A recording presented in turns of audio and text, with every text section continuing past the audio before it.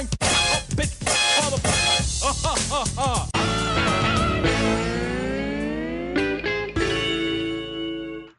Are you ready for a rant, guys? Because I am pissed off. I am going to beg your pardon in advance for this, and I'm going to ask my esteemed colleagues here to just give me the floor for a couple of minutes, which is code for Jamie, shut up.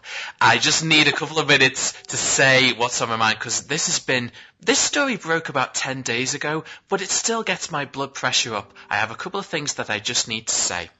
As most of you know, I'm sure, the nominations for this year's Academy Awards are out, containing virtually no surprises in the nominees, as usual, and probably will be no surprises in the winners either. The only surprises are in the films that were snubbed. Chief among them, Life itself, the warm, hilarious, entertaining, and incredibly moving documentary on the life and final months of the world's most well-known and respected film critic, Roger Ebert. Life itself was my favourite film of 2014, and it is true that this is the closest we'll probably ever get to Siskel and Ebert the movie, 2 thumbs up Siskel and Ebert, and I was always probably going to say that film when they made it was my favourite of the year, but I can also honestly say that beyond the film being a celebration and an uncompromising biopic on one of my favourite human beings, it is also a wonderful look at life and death, on just how fragile life can be, on how we face the Reaper with dignity on our own terms, and what it was like to live the life of someone who breathed film. It's also, I think, the most positive film about critics that's ever been made. We're talking about a human being here whose love for film was so contagious that he actually inspired people as children to become filmmakers. There's a story in the movie about that. It's a film that's always going to remind us that Roger Ebert's contribution to cinema must not be understated. Have I made my points? It's a superb film, and nobody can tell me that it was not worthy of a nomination for Best Documentary at the Academy Awards. But we're not doing this segment because I'm angry that my favourite film of last year is not being represented at the supposedly ultimate celebration of the best of the year in cinema. That's not what this is about. I wanted to examine the circumstances behind this film, behind its subject, behind its director. It opens up a world of fascinating topics that I thought we should discuss, mostly because I still don't get why the film hasn't been nominated. So let's look at the charges, shall we? Number 1. Is this about snubbing the film's director, Steve James? The reasons for the snub, and part of the reason the film Life itself got made, actually goes back some 20 years when a filmmaker called Steve James made a feature documentary called Hoop Dreams about 2 inner-city Chicago teenagers who James filmed for 5 years as they pursued their dreams of becoming professional basketball players. A wonderful film that I found out about because Siskel and Ebert told me to see it, because they said it was an amazing film, and it was their favourite film of that year. It was Ebert's favourite film of the 90s, period. But Siskel and Ebert spent more time talking about Hoop Dreams on their show than perhaps they'd planned, because the film was snubbed at the Academy Awards. They felt strongly that Hoop Dreams should be nominated for Best Picture, never mind Best Documentary. Hoop Dreams wasn't even nominated for Best Documentary. They knew something stunk. Hoop Dreams, it turns out, was deliberately excluded from the nominations because the documentary board that voted at the time, they knew it would win. And they wanted to promote lesser-known films. And so the stink that Siskel and Ebert kicked up, not to mention all the journalists, by the way, actually led to reform changes in voting for the Best Documentary category. At the time, the board consisted of just older Academy members, retirees who have enough time in the year to watch hundreds of hours of documentaries that come out in any given year. And since then, actual documentary filmmakers have been allowed to join the board, people who actually know the medium. But the question has to be asked, if the documentary board was reformed, why are we seeing a repeat now of the same shitty situation? Charge 2. Is this about snubbing Ebert himself? As horrifying as it is to contemplate that something so shitty could be done, we have to ask the question. Ebert was extremely critical of the Academy, and especially the documentary board, during the Hoop Dreams fiasco. Is this a grudge that's still held? I can only hope not, but I would not be surprised. Charge 3. Let's play devil's advocate and say Life Itself was not a great movie, just an average one. You'd still think it would get nominated. You know that old line, we're all part of the same hypocrisy? Well, that's the Oscars in a nutshell. How many films over the decades have been nominated or won for reasons which had nothing to do with the quality of the film itself? Or the classic, we need to give that actor or director a trophy because they really should have one by now, so we'll give it to them this year even though we all know they didn't give the best performance or make the best film this year. If you go by that adage, that the Oscars nominate and award people sometimes just to celebrate their contribution to film, then how in the name of Greek buggery can you not seize this opportunity to pay final respect and homage to Roger fucking Ebert, who has done so much for the industry? I do not get it. Final point, folks. Final charge.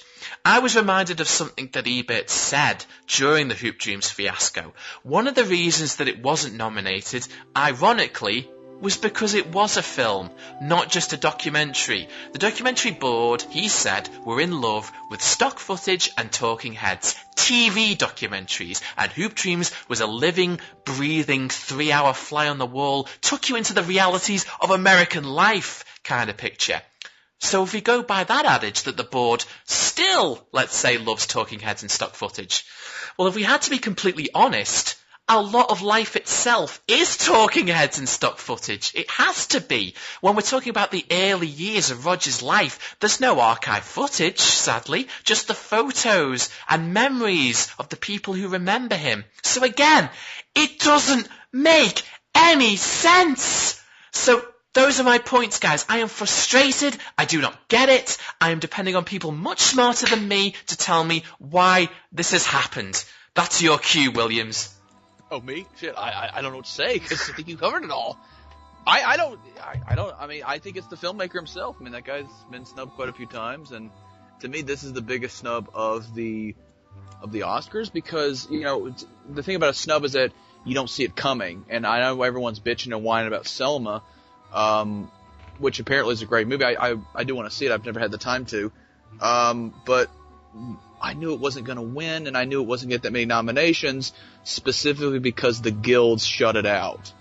And that's another argument for another day. So I knew, like, it's not going to get that many nominations. If it gets picture, it's lucky, and it got picture, so people should be happy for that at least. But Life Itself is, I don't understand. That is a weird one. Hey, Phil, here's the thing, though. If you want Life Itself to be nominated, you have to remove another nominee. I mean, this is a very iconic group of categories this year. Would you remove, wait, Crisis, Hotline, Veterans Press 1? Wait, no, that's short. Or Boogaloo and Graham? Everyone loved that movie. What about Pervana?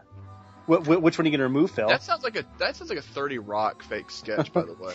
Okay, well, bypassing your sarcasm, Matt, what I would say about that is that is true. That does bring up a point that obviously I have not had a chance yet to see the other documentaries. The argument that Siskel and Ebert made at the time of the Hoop Dreams fiasco is that they did say, look, we haven't seen all the documentaries that have been nominated, but we've seen one of them, and no one who could tie their shoes together could say that film was better than Hoop Dreams. I would like to think, even though I'm talking from a place of sheer ignorance, I cannot believe that any one of those films nominated is better than Life Itself. And also, that's why I made point 3. Even if you just go for the hypocrisy argument, oh, we're going to nominate Life Itself because we love Roger, to me that's a good enough reason. They've done it enough times before, and I feel kind of filthy saying that because that means I'm buying into the hypocrisy just to support a film I like. I'm fully aware of that. Sure, look at Meryl Streep. Let's vote for somebody just because we like them. It's like, look at how many goddamn times Meryl Streep's been nominated. I mean, was she really one of the best supporting performances? You Hold Your Tongue Into the Woods is amazing. Well, I'm glad that, you're not as angry about this as me. I mean, it's the Academy. I mean, what do you expect? No, see, that, Jamie, that right there, that is apathy. That's what that is. Every year they do this kind of shit, and we just go, oh, well, it's the Academy. Yeah, it is the Academy. It's the Academy of Motion Picture Arts and fucking Sciences. It's some film. Yeah, you know what? But who are they to say what the best movie is? Because honest question for everybody here: how many times has the Academy voted for Best Picture for a movie that you happen to think was the best? Like that was your favorite movie that year? It's happened like twice for me. I generally just like the Academy to get in the ballpark. Like, for instance, my favorite film in 2010 was The Social Network, whereas The King's Speech actually won. It didn't bother me because even though it was light and fluffy, I enjoyed The King's Speech enough that I was like, you know what, okay, I'm fine with it. There's a debate to be had there. Yeah, there's always going to be a debate to be had there. At a certain point, as long as we're not talking Crash level of screw-up, I'm generally okay as long as I find that the awarded film was at least exceptional at what it was doing. And I do think mostly they pick films, even if they're fluffy, that are at least very good at what they're trying to do. Bottom line is, and the biggest joke of this for me is, I never watch the Oscars anyway. And I've said this for years, but since we're a rebooted podcast, I will say it again. I love film.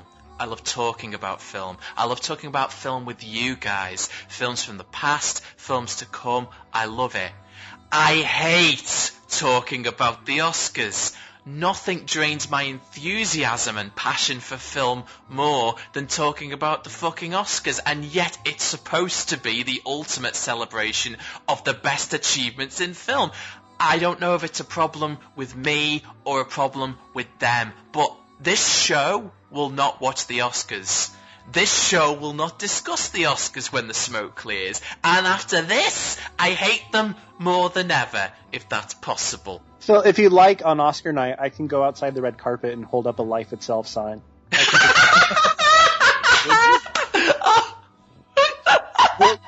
Of course. Work pen. But you've got to do it like Bruce Willis in Die Hard 3. You've got to wear a sandwich board. You've got to be wearing nothing on top. It has to be the TV version of Die Hard, where it says, exactly. He hates everyone. Oh, how can he hate everyone? Thanks, Matt. That cheered me up. Thanks, I appreciate it.